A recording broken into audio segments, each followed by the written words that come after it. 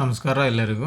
ಈ ಒಂದು ವಿಡಿಯೋದಲ್ಲಿ ರೈತರು KYCಯನ್ನು ಮಾಡ್ಕೊಳ್ಳೋದು ಯಾವ ರೀತಿ ಅಂತ ತಿಳಿಸ್ಕೊಡ್ತಾ ಇದ್ದೇನೆ. ನೀವೇ ನಿಮ್ಮ ಒಂದು ಮೊಬೈಲಲ್ಲೇ KYCಯನ್ನು ಮಾಡ್ಕೋಬೋದು. ಯಾವುದೇ ರೀತಿ ಆನ್ಲೈನ್ ಸೆಂಟ್ರಿಗೆ ಹೋಗೋ ಅವಶ್ಯಕತೆ ಇರಲ್ಲ. ಆ ರೀತಿಯಾಗಿ ನಿಮಗೆ ತುಂಬ ಸರಳವಾದ ವಿಧಾನದಲ್ಲಿ KYC ಮಾಡೋದನ್ನು ತಿಳಿಸ್ಕೊಡ್ತಾ ಇದ್ದೇನೆ. ಎಲ್ಲ ರೈತರು KYC ಮಾಡಿಕೊಳ್ಳೋದು ಕಡ್ಡಾಯ ಅಂತ ಕೊಟ್ಟಿದ್ದಾರೆ.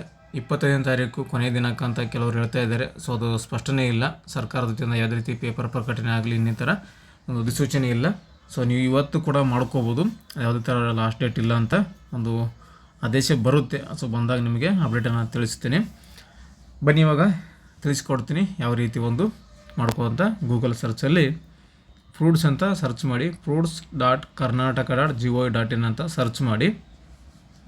ಸರ್ಚ್ ಮಾಡಿದರೆ ನಿಮಗೆ ಸ್ವಲ್ಪ ಲೋಡಿಂಗ್ ತೊಗೊಳುತ್ತೆ. ಯಾಕಂದರೆ ಎಲ್ಲರೂ ಇದನ್ನು ಮಾಡ್ತಾ ಇದ್ದಾರೆ. ಎಲ್ಲ ರೈತರು KYCಯನ್ನು ಮಾಡ್ಕೊತಾ ಇದ್ದಾರೆ. ಹಾಗಾಗಿ ಸರ್ವರ್ ತುಂಬ ಬ್ಯುಸಿ ಇದೆ. ಸೊ ವೇಟ್ ಮಾಡಿ, ಬರುತ್ತೆ ನೋಡಿ. ಈ ರೀತಿಯಾಗಿ ಬರುತ್ತೆ. ಬಂದಾಗ ರೈಟ್ ಸೈಡಲ್ಲಿ ಮೇಲ್ಗಡೆ ಸಿಟಿಜನ್ ಲಾಗಿನ್ ಅಂತ ಕಾಣುತ್ತೆ ನಿಮಗೆ. ಇಲ್ಲಿ ನೋಡ್ತಾ ಇದ್ದೀರಲ್ಲ, ಸಿಟಿಜನ್ ಲಾಗಿನ್ನು, ಇದ್ರ ಮೇಲೆ ಕ್ಲಿಕ್ ಮಾಡ್ಕೊಳ್ಳಿ. ಕ್ಲಿಕ್ ಮಾಡಿಕೊಂಡಾಗ ನಿಮಗೆ ಲಾಗಿನ್ ಪೇಜ್ಗೆ ಓಪನ್ ಆಗುತ್ತೆ ನೋಡಿ. ಪ್ರತಿ ಸಲ ಕೂಡ ಲೋಡಿಂಗ್ ತೊಗೊತಾನೇ ಇದೆ. ಯಾಕಂದರೆ ಭಾಳಷ್ಟು ಜನ ಯೂಸರ್ಸು ಅಪ್ಲೈ ಮಾಡ್ತಾ ಇದ್ದಾರೆ KYCಗೆ. ಹಾಗಾಗಿ ಸರ್ವರ್ ಸಿಗ್ತಾ ಇಲ್ಲ. ಟ್ರೈ ಮಾಡ್ತಾಯಿರಿ, ಬರುತ್ತೆ. ಇನ್ನೂ ನಿಮಗೆ ಟೈಮ್ ಇದೆ ಅಂದರೆ ನೈಟ್ ಟೈಮಲ್ಲಿ ಎಂಟ್ರ್ ಮೇಲೆಗೆ ಅಪ್ಲೈ ಮಾಡಿದರೆ ನಿಮಗೆ ಬೇಗ ಆಗುತ್ತೆ. ಈ ಟೈಮಲ್ಲಿ ಎಲ್ಲ ಒಂದು ಕಡೆ ಯೂಸ್ ಮಾಡ್ತಿರ್ತಾರೆ, ಹಾಗಾಗಿ ಸರ್ವರ್ ಸಿಗೋಲ್ಲ. ಸೊ ವೆಯ್ಟ್ ಮಾಡಿ, ಮತ್ತೆ ಟ್ರೈ ಮಾಡಿ, ವೆಯ್ಟ್ ಮಾಡಿ. ಲೋಡಿಂಗ್ ತೊಗೊತಾ ಇದೆ ಮೇಲ್ಗಡೆ ನೋಡಿ. ಈ ರೀತಿಯಾಗಿ ಬರುತ್ತೆ. ಸಿಟಿಜನ್ ಲಾಗಿನ್ನು, ಮೊಬೈಲ್ ನಂಬರ್ ಪಾಸ್ವರ್ಡ್ ಕೇಳುತ್ತೆ ಲಾಗಿನ್ ಮಾಡ್ಕೋಕ್ಕೆ. ನಿಮ್ಮ ಹತ್ರ ಮೊಬೈಲ್ ನಂಬರ್ ಪಾಸ್ವರ್ಡ್ ಇದ್ದರೆ, ಆಲ್ರೆಡಿ ಯೂಸರ್ ಆಗಿದ್ದರೆ ಫ್ರೂಟ್ಸ್ ಐಡಿಯಲ್ಲಿ ನಿಮಗೆ ಲಾಗಿನ್ ಡೈರೆಕ್ಟಾಗಿ ಮಾಡ್ಕೋಬೋದು. ಇದೇ ಫಸ್ಟ್ ಟೈಮ್ ನಾವು ಮಾಡ್ತಾ ಇದ್ದೀವಿ KYC, ಇದೇ ಫಸ್ಟ್ ಟೈಮ್ ಈಗ ಒಂದು ವೆಬ್ಸೈಟ್ಗೆ ವಿಸಿಟ್ ಮಾಡಿದ್ದೀವಿ ಅಂದರೆ ಇಲ್ಲಿ ಸಿಟಿಜನ್ ರಿಜಿಸ್ಟ್ರೇಷನ್ ಅಂತ ಒಂದು ಆಪ್ಷನ್ ಇದೆ ನೋಡಿ. ಈ ಒಂದು ಸಿಟಿಜನ್ ರಿಜಿಸ್ಟ್ರೇಷನ್ ಮೇಲೆ ಕ್ಲಿಕ್ ಮಾಡ್ಕೊಳ್ಳಿ. ಕ್ಲಿಕ್ ಮಾಡ್ಕೊಂಡಾಗ ನಿಮಗೆ ಆಧಾರ್ ಕಾರ್ಡ್ ನಂಬರ್ ಕೇಳುತ್ತೆ. ಆಧಾರ್ ಕಾರ್ಡ್ ನಂಬರ್ನ ಎಂಟ್ರ್ ಮಾಡಿ OTP ಬರುತ್ತೆ. ಬಂದಿರುವಂಥ OTPನ ಸಬ್ಮಿಟ್ ಮಾಡಬೇಕು.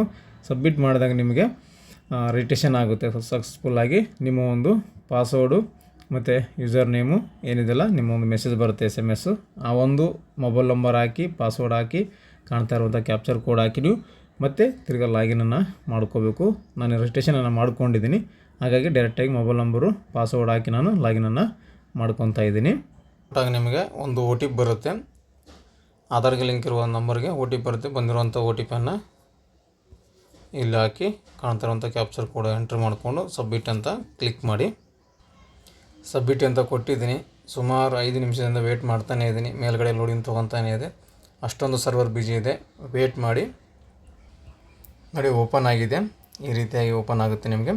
ಇದರಲ್ಲಿ ಮೊದಲಾಗಿ ನೀವು ಸೆಲೆಕ್ಟ್ ಮಾಡ್ಕೋಬೇಕಾಗಿರೋದು ಮಾಡಿಫಿಕೇಷನ್ ಅಂತಿದೆ ನೋಡಿ. ಈ ಒಂದು ಮಾಡಿಫಿಕೇಷನ್ ಮೇಲೆ ಕ್ಲಿಕ್ ಮಾಡ್ಕೊಳ್ಳಿ. ಕ್ಲಿಕ್ ಮಾಡ್ಕೊಂಡಾಗ ನಿಮಗೆ ಈ ರೀತಿಯಾಗಿ ಬರುತ್ತೆ. ಇದರಲ್ಲಿ ಕೆಳಗಡೆ ಸ್ಕ್ರೋಲ್ ಡೌನ್ ಮಾಡಿ ನೋಡಿ. ಇದರಲ್ಲಿ KYC ಅಂತಿದೆ ನೋಡಿ. ಈ KYC ಇದ್ರ ಮೇಲೆ ಕ್ಲಿಕ್ ಮಾಡ್ಕೊಳ್ಳಿ. ಕ್ಲಿಕ್ ಮಾಡ್ಕೊಂಡು ಸ್ವಲ್ಪ ಮತ್ತೆ ಲೋಡಿಂಗ್ ತೊಗೊಳುತ್ತೆ. ವೇಟ್ ಮಾಡಿ.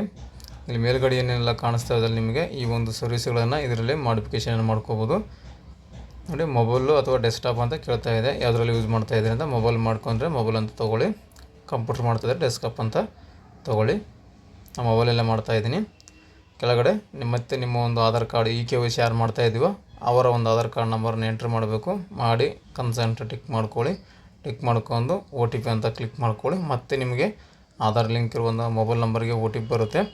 ಬಂದಿರುವಂಥ OTP ಹಾಕಿ ನೀವು ಸಬ್ಮಿಟನ್ನು ಮಾಡ್ಕೊಳ್ಳಿ ನೋಡಿ. OTP ಹಾಕಿ ಸಬ್ಮಿಟ್ ಕೊಟ್ಟ ನಂತರ ನಿಮಗೆ ಈ ರೀತಿಯಾಗಿ ಬರುತ್ತೆ.